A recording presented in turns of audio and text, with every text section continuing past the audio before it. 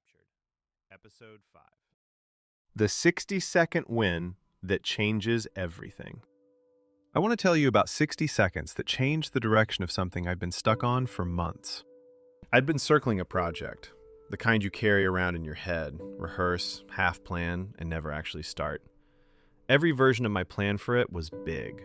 It needed research. It needed a proper block of time. It needed me to feel ready. And because it needed all of that, it never got a first move for months. Then, one evening, with no motivation to speak of, I did something almost embarrassingly small. I opened a blank document and wrote one sentence. One. That's it. 60 seconds, maybe less. I didn't plan to keep going. I fully expected to close the laptop right after. I didn't close the laptop. That one sentence pulled a second one out of me, and then a third, and 40 minutes later, I had more written than I'd produced in the previous 3 months of waiting until I had time to do it properly. Here's what I want you to sit with. The thing that had been blocking me for months wasn't the size of the project. It was the size of the first step I thought I needed to take. And the moment I shrank that first step down to something almost too small to count, the block disappeared. That's what this episode is about. Why 60 seconds of real action can outperform a week of intention, and how to use that on purpose instead of stumbling into it by accident. I'm Paulin Blaise Ngweth. This is UNCAPTURED, conversations for minds that refuse to be owned. Today, the 60-second win that changes everything. The science of momentum. Let's talk about why this actually works, because it isn't a motivational trick. It's a fairly well-documented pattern in how humans initiate behavior. Here's the core claim I want you to walk away with. Starting is almost always the primary obstacle, not finishing. Once a task is underway, your brain treats continuing it very differently than it treats beginning it.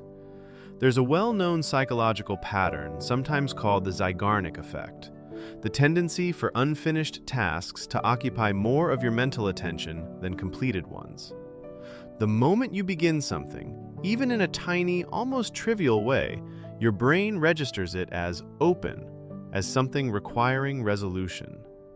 That open loop creates a mild, persistent pull toward finishing it. Before you start, there's no loop. There's just an abstract intention floating, with no traction on your actual attention. This is also why getting in the mood to do something is such an unreliable strategy. Most people wait to feel ready before they act, assuming motivation has to come first and action follows. But the evidence, and honestly, if you pay attention to your own experience, you already know this, usually runs the other way. Action tends to generate motivation, not the other way around. You don't feel like exercising and then go to the gym. You go to the gym, and somewhere in the first few minutes, the resistance drops and momentum takes over.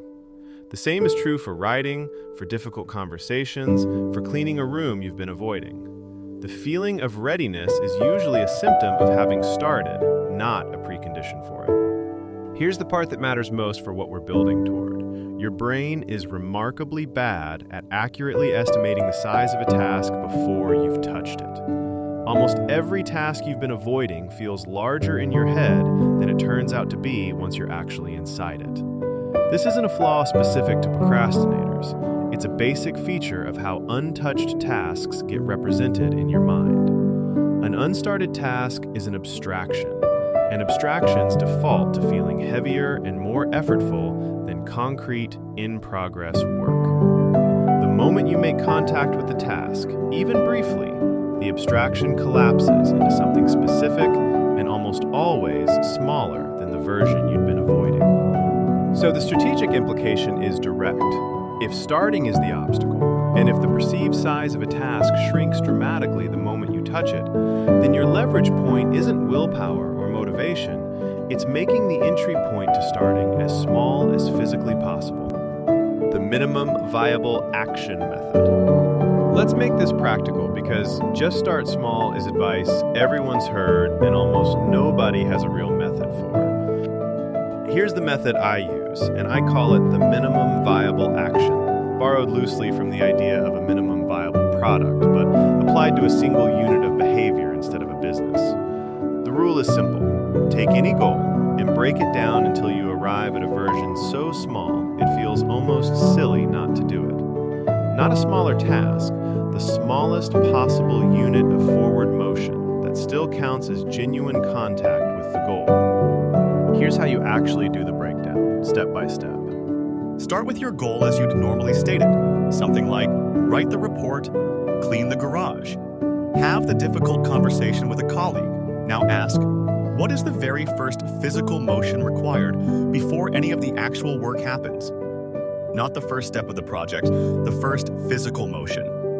Opening the document, putting on your shoes, pulling out your phone to send a single text saying, "Can we talk this week?"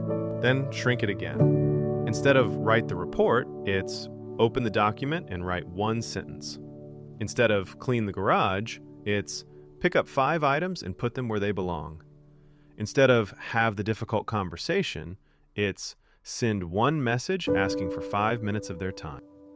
The test for whether you've shrunk it enough is this.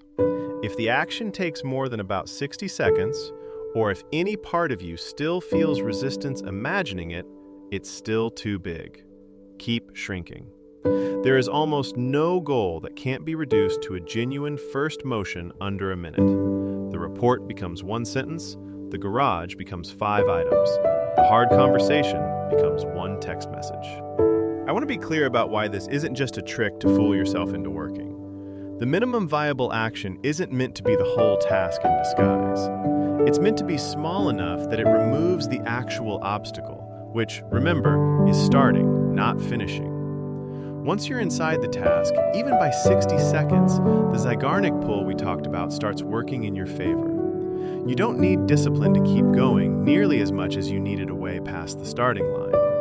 Most days, once you cross it, momentum carries you well past 60 seconds without any additional effort from you.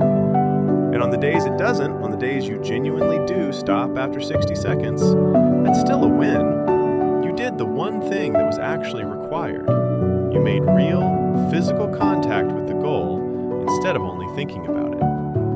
A sentence written today, even if nothing else happens today, is more progress than a week of intending to write, because it keeps the loop open in your mind instead of letting the goal sit as an untouched abstraction that grows heavier the longer it waits.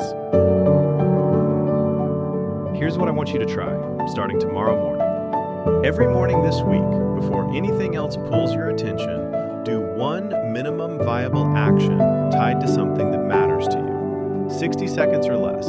Genuinely small. Small enough that skipping it would feel a little absurd. And document it. Not elaborately, a single line in a notes app, a check mark on paper, whatever takes 5 extra seconds. The documentation matters less for tracking and more for making the win visible to you, so the evidence accumulates somewhere you can actually see it.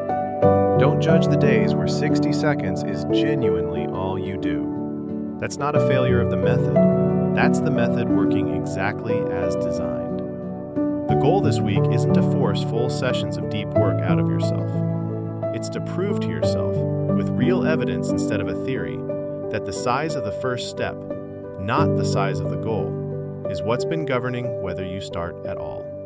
Before you go, 2 questions to carry with you. What's the smallest possible version of the task you've been putting off until tomorrow?